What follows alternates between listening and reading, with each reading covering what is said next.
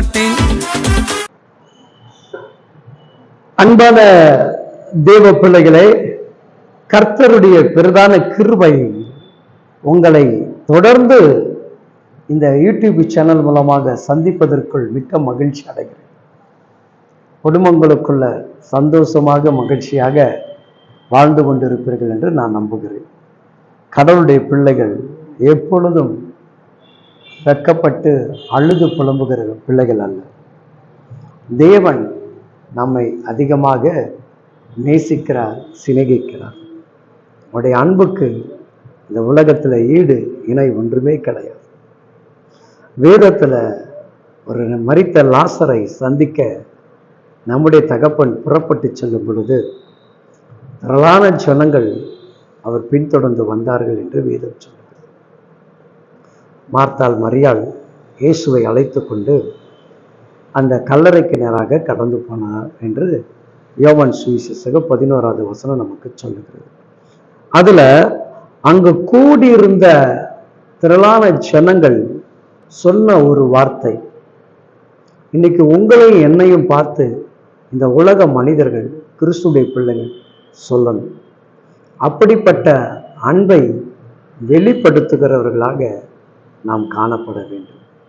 அதை கடவுள் உங்க ஒவ்வொருவர் மூலமாக அதை செய்ய வேண்டும்.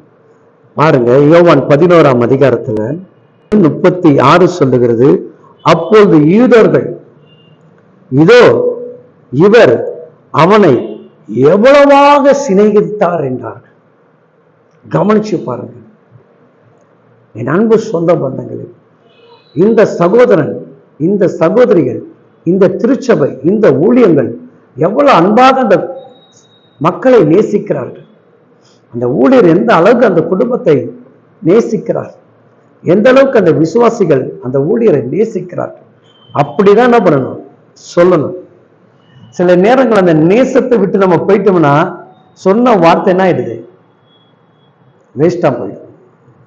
அப்போ நேசிக்கக்கூடிய அந்த வார்த்தையை பெற்ற பிறகு என்ன பண்றேன், நான் அவரை அவ்வளவா நேசிச்சேன், ஆனா அவர் எனக்கு கெடுதல் நினைச்சிட்டார், அப்படிதான் நம்ம பேச ஆரம்பிப்போம்.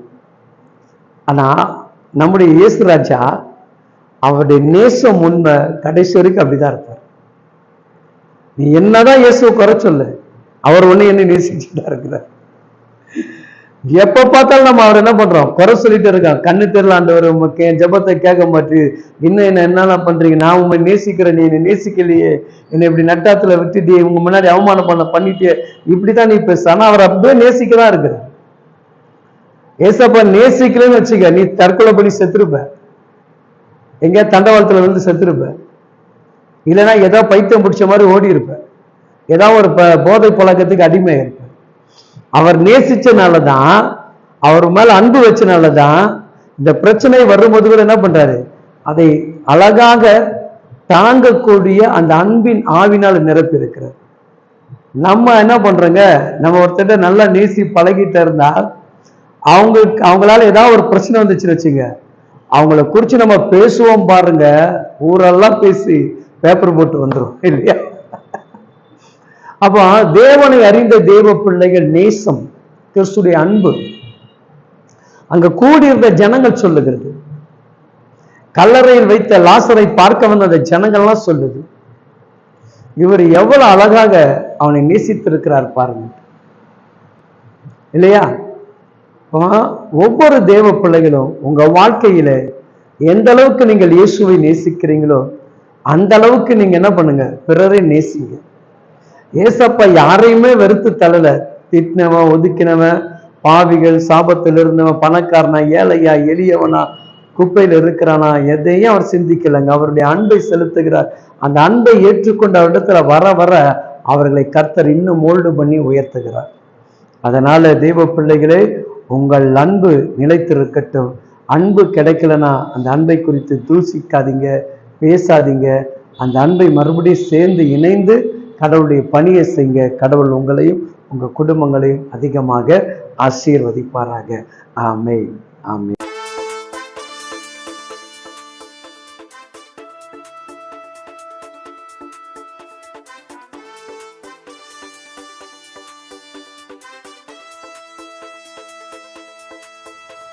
you.